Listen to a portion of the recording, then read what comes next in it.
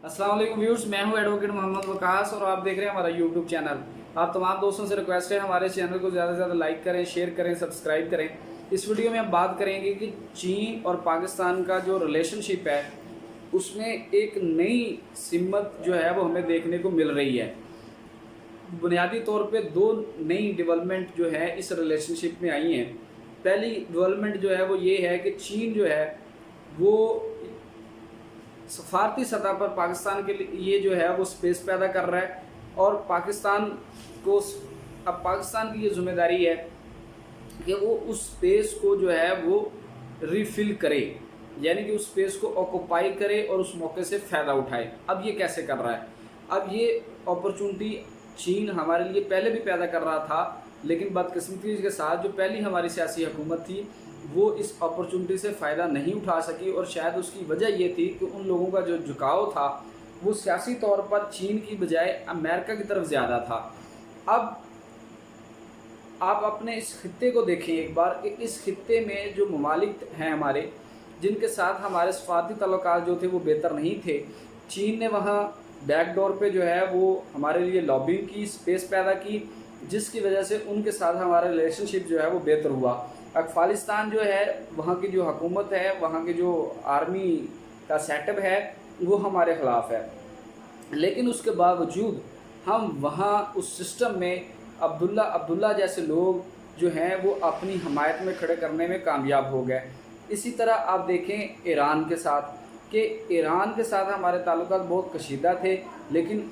चीन की वजह से ईरान के साथ हमारे ताल्लुकात जो हैं वो अब पहले से बेहतर हुए हैं। और फिर उस बेहतरी का ये सबूत है कि अब ईरान से जो इंडिया है वो दूर जा रहा है और आपने देखा कि जो चाबहार की बंदरगाह थी वहाँ से इंडिया को निकाला गया, जो रेलवे लाइन का मंसूबा था वहाँ से इंडिया को निकाला गया। अब दीगर जो मंसूबे हैं ईरान के वहाँ से भी इंडिया को जो है वो अब निकाला जा रहा है। इसी तरह आप नेपाल को देख लें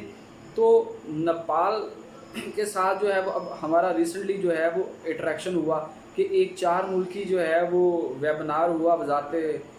वज़रा ख़ारजा का, चीन का, अफ़गानिस्तान का और पाकिस्तान का और नेपाल का। तो ये बड़े अरसे के बाद ये हुआ। फिर उसके बाद आप बांग्लादेश के साथ देख लें कि तकरीबन 3 साल बाद बांग्लादेश में जो है वो हमारा सफ़ीर जो है वो तैनात हुआ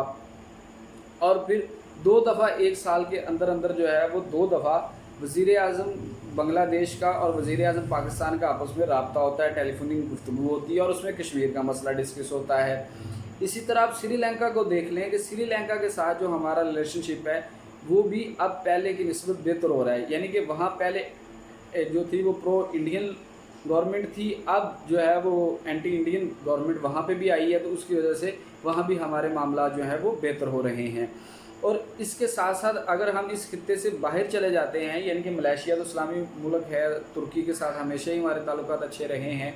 तो उनके साथ ताल्लुकात हमारे बेहतर हुए। उसके साथ साथ अगर आप बाहर जाते हैं, जापान है, जापान के साथ हमारे ताल्लुकात में बहुत बड़ा ब्रेक थ्रू हुआ है।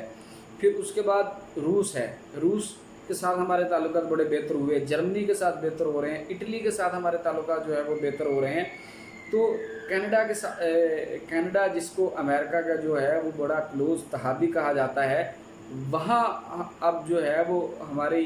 हक़ में, यानी हमारे हक़ में आप ऐसे कह लें कि पाकिस्तान के मौक़िफ़ की, यानी कि कश्मीर के ऊपर अब कल वहाँ सिखों ने जिस तरह से कनाडा में एहतजाज किया, तो वहाँ जो इंडियन थे यानी कि इंडियन एम्बेसी ने पूरी कोशिश की कि कनाडा के अंदर कम से कम जो है ये एहतजाज ना हो इंडिया के ख़िलाफ़, लेकिन उसके बावजूद वहाँ हुए। तो अगर इस सारी सूरत हाल को देखें, अब फिर 5 बार जो है वो कश्मीर का मसला UN सिक्योरिटी काउंसिल में डिस्कस होना और फिर 5 दफ़ा चीन हमारी उस एप्लीकेशन को लेके गया, चीन ने हमें वहाँ रिप्रेजेंट किया, लेकिन रूस ने हमारी मुखालफत नहीं की और बरतानिया ने नहीं की, अमेरिका ने की, फ्रांस जो है वो उसने मुखालफत सिर्फ इस हद तक की कि नहीं जी ये ओपन डिबेट नहीं होनी चाहिए, ओपन इजलास नहीं होना चाहिए, क्योंकि हमारी एक प्रिंसिपल पोजीशन है कि ये 2 ममालिक का जो है वो म्यूचुअल डिस्प्यूट है, इस वजह से जो है इस पे बंद कमरे का इजलास अगर आपने करना है तो आप कर लें, तो ओपन डिबेट इस पे नहीं होनी चाहिए। उसकी वजह से ये जो 4 इजलास 5 हुए हैं वो बंद कमरे में हुए हैं, क्योंकि फ्रांस जो है वो कर रहा है। اور فرانس کیوں کر رہا ہے وہ آپ کو بھی پتہ ہے کہ فرانس کے سے اسلحہ خرید رہا ہے انڈیا ریسنٹلی. ابھی انہوں نے ان سے رائفل لیے, اب میزائل سسٹم جو ہے وہ ان سے وہ لینے چاہ رہے ہیں, کیونکہ روس کے ساتھ جو ان کا معاہدہ تھا ڈیفنس سسٹم کا, روس نے ان کو کہا ہے کہ وہ آپ کو ہم 2022 میں دیں گے, وہ کہتے ہیں ہمیں فوراً چاہیے, تو اس وجہ سے وہ فرانس سے اب میزائل سسٹم بھی لینا چاہ رہے ہیں. اس کے ساتھ ساتھ جو ہے وہ دوسرا جو بڑی ڈیولپمنٹ ہوئی وہ یہ ہے کہ آپ نے دیکھا کہ چین کا جو بائیکاٹ یورپ میں شروع ہو گیا ہے. کل بھی ایک ایگزیکٹو آرڈر جو ہے وہ ٹرمپ انتظامیہ کی طرف سے آیا, جس میں انہوں نے تقریباً کوئی 60 کے قریب جو چائنا کی مختلف موبائل اپلیکیشنز ہیں ان کو بینڈ کیا ہے. اس لیے چینی جو پروڈکٹس ہیں ان کا امریکہ اور اس کے اتحادی ممالک جو ہیں وہ بائیکاٹ کر رہے ہیں. تو اس معاملے کو یعنی کہ اس کے متبادل کے طور پہ چین اب یہ چاہ رہا ہے کہ پاکستان, بنگلہ دیش جو ہے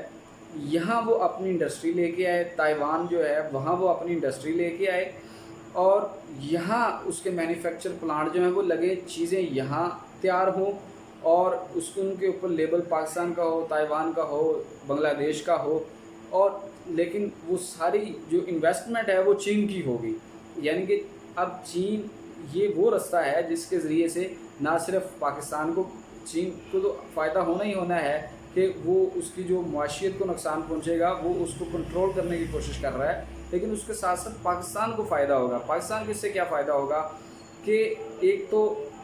ظاہری بات ہے وہ جب مینوفیکچر پلانٹس ہمارے ملک میں لگیں گے تو یہاں جاب کریشن ہوگی, ہمارے لوگوں کو روزگار ملے گا. پھر جب یہاں سے وہ چیزیں جو ہے وہ پاکستان, میڈ ان پاکستان کے برانڈ کے ساتھ وہ ایکسپورٹ ہوں گی, تو میڈ ان پاکستان کا جو برانڈ ہے وہ اوپر آئے گا, اس کو پذیرائی ملے گی, اور اس کی وجہ سے جو ہماری لوکل پروڈکٹ ہیں یعنی کہ جو پیورلی پاکستانی پروڈکٹ ہیں, ہماری جو پاکستانی کمپنیز ہیں ان کو بھی فائدہ ملے گا کہ وہ بھی اپنی چیزیں جو ہے وہ اس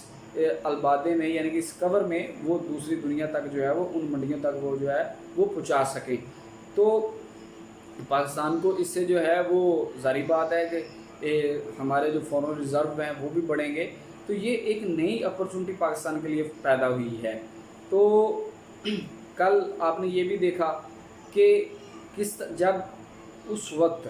جب آزاد کشمیر کے اندر وزیر اعظم پاکستان آزاد کشمیر کی اسمبلی میں وہ خطاب کر رہے تھے, تو اس وقت ادھر جو ہماری مشرقی سرحد ہے یعنی کہ کشمیر کی جو ہماری باؤنڈری ہے LOC پہ, وہاں پہ انڈیا نے فائرنگ کی, اور ادھر جو ہماری ویسٹرن ہمارا بارڈر ہے وہاں پہ افغان سولٹنگ فورسز نے جو ہے وہ فائرنگ کی. تو یہ ساری چیزیں ساتھ ساتھ چلنی ہیں کہ ایک ساتھ ساتھ ہمارے ساتھ اگر یہ اپرچونٹیز ہیں تو اس کے ساتھ ساتھ ہمارے مسائل بھی ہیں, چیلنجز بھی ہیں, ان کو بھی ہم نے دیکھنا ہے. ہم کیونکہ اس خطے کی پوری جو شکل ہے وہ بدلنے جا رہی ہے. امریکہ یہاں سے اپنی فوج وڈرا کر رہا ہے, لیکن وہ یہ تو نہیں چاہے گا کہ یہ پورے کا پورا خطہ جو ہے وہ چین کے حوالے ہو جائے اور چین اس کا ٹھیکیدار بن جائے. تو اس لیے اس خطے میں ایک نیا کھیل جو ہے وہ کھیلا جا رہا ہے, اور یہ آنے والا وقت ہمیں بتائے گا کہ یہ جو اپرچونٹیز ہیں یہ ہمارے ساتھ کتنے مسائل, کتنی پریشانیاں جو ہے وہ لے کے آ رہی ہیں. اس لیے میں ہمیشہ یہ کہا کرتا ہوں کہ ہمیں اس وقت اشد ضرورت ہے کہ ہم پہچانیں, ہم جانیں ہمارا نیشنل انٹرسٹ کیا ہے, اور پھر جو میڈیا وار ہے, جو 5th جنریشن جس کو بولا جاتا ہے, پروپوگنڈا جو وار ہے, اس کو جیتنے میں ہم اپنی ریاست کی مدد کریں. نیکسٹ ویڈیو تک ہمیں اجازت دیجیے, تب تک کے لیے اللہ حافظ.